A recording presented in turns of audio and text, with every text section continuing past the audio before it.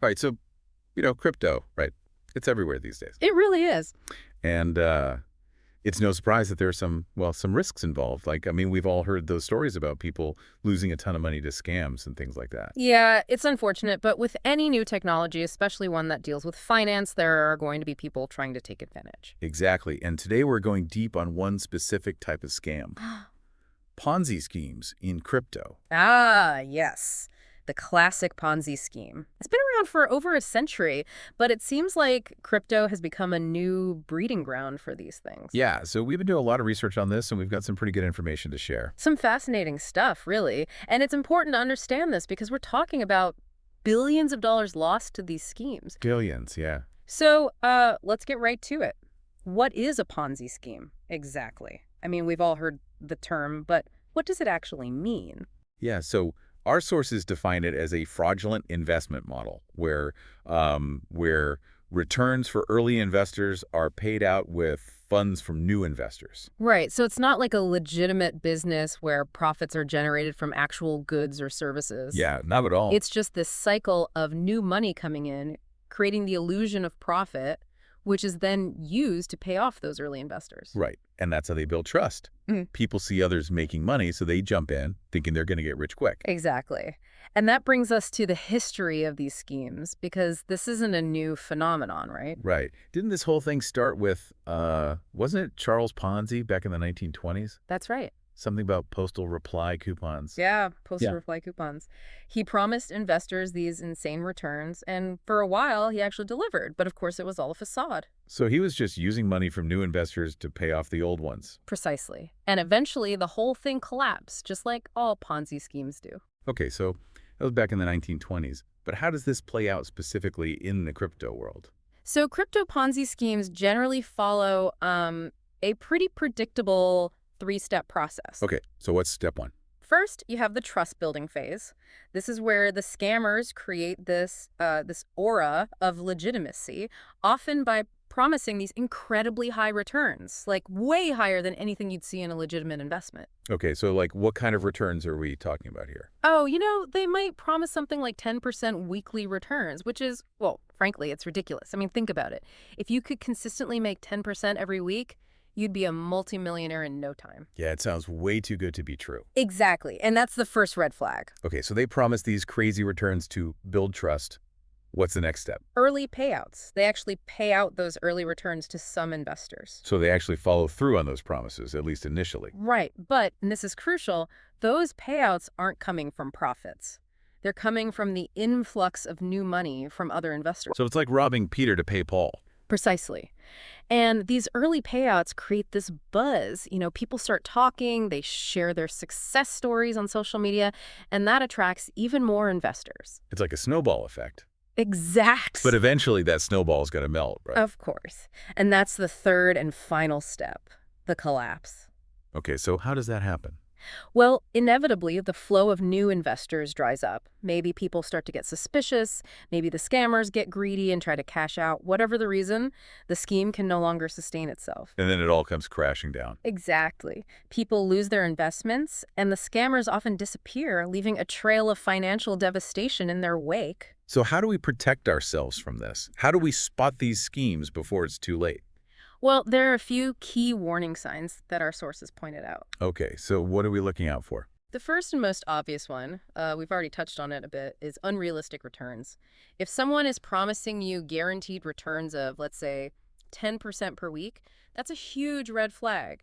No legitimate investment can offer that kind of consistent, sky-high return. Right. I mean, there's always some level of risk involved. Always. The second warning sign is a lack of a tangible product or service. A legitimate crypto project will have a clear purpose, a technology, a real-world use case. Okay, yeah, that makes sense. If it's all just hype and promises with no substance behind it, that's a problem. You should be able to find information about their technology, their team, their roadmap, and so on. So what, like a white paper or something? Exactly. A white paper, a website, some kind of documentation that explains what they're doing and how they're doing it. If that information is missing or vague, that's a bad sign. Okay, unrealistic returns, no tangible product. Got it. What else? The third red flag is a heavy emphasis on recruitment. Like those pyramid schemes where you make more money by bringing in people than by actually selling a product. Yeah, yeah. Legitimate crypto projects focus on building their technology and their community. They want to solve problems, not just recruit more people. So if the main focus is on getting you to sign up your friends and family with promises of quick riches, that's a sign to be wary. Absolutely. Okay, so let's say I come across a crypto project and I'm not sure if it's legitimate or not. What steps can I take to do my due diligence? Well, research is key. You need to take the time to really understand the project, the team behind it, their track record. Okay, so where do I even start with that? Start by reading their white paper, if they have one. That's a good place to get an overview of their technology and their goals. Okay, and what if they don't have a white paper? That's already a red flag. Okay, fair enough. What else? Look for independent reviews and analysis. Don't just rely on what they say on their own website. See what other people are saying about them. So like forums, articles, things like that? Exactly. And check their presence on reputable crypto forums. See what kind of discussions are happening around their project. Makes sense. And I guess it's always a good idea to check for regulatory compliance, right? See if they're registered with any relevant authorities. Definitely. That can give you some level of assurance, though it's not a foolproof guarantee, of Yeah. course. Right. And if you're still unsure, it's always a good idea to consult with a financial advisor or someone who has expertise in cryptocurrencies. Okay, so we've covered a lot of ground here, but let's bring it back to, let's talk about a real-world example. Okay. The Bitconnect scandal. That one really shook the crypto world a few years back. Oh, yeah. Bitconnect was a classic example of a crypto Ponzi scheme. They were operating between, 2016 and 2018. Yeah, and they promised these insane returns, like 1% daily. It's almost laughable now looking back on it. Yeah, seriously, 1% daily. How could anyone believe that? But people did. They were drawn in by the hype, the slick marketing, the promises of getting rich quick. What happened? Well, the inevitable happened. The whole thing collapsed. Billions of dollars were lost. And that BCC token, which was their cryptocurrency, it basically became worthless. It's a pretty stark reminder of the dangers of these schemes. Absolutely. Okay, so what can we learn from Bitconnect? I mean, besides the obvious, if it sounds too good to be true, it probably is. I think the biggest takeaway is the importance of critical thinking. You can't just blindly follow the hype. You have to do your own research, understand what you're investing in, and be wary of promises that seem too good to be true. So it's about being informed and being skeptical. Exactly. Don't let greed cloud your judgment. Always ask questions, challenge assumptions, and if something feels off, trust your gut. Okay, so that's a lot to think about. We've covered the dangers of Ponzi schemes in crypto, the warning signs to look out for, and some practical tips for protecting yourself. Yes, we have. But it also raises a bigger question, doesn't it? Oh, like what? If these schemes are so recognizable, why do they still work? What makes people so vulnerable to them? Yeah, that's a good question. Part of it is obviously the lure of easy money, right? But I think it goes deeper than that. It's about understanding the psychology at play, the emotional triggers that scammers exploit. Right, it's about recognizing our own biases and our susceptibility to persuasion. Exactly.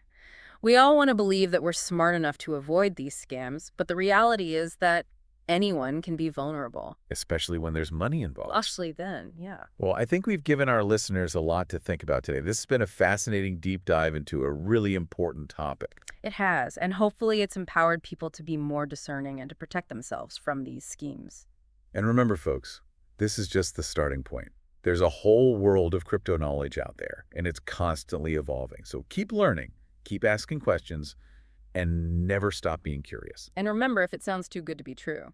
It probably is. Ah. All right, that's it for this deep dive. Thanks for listening, everyone. Thanks for having me.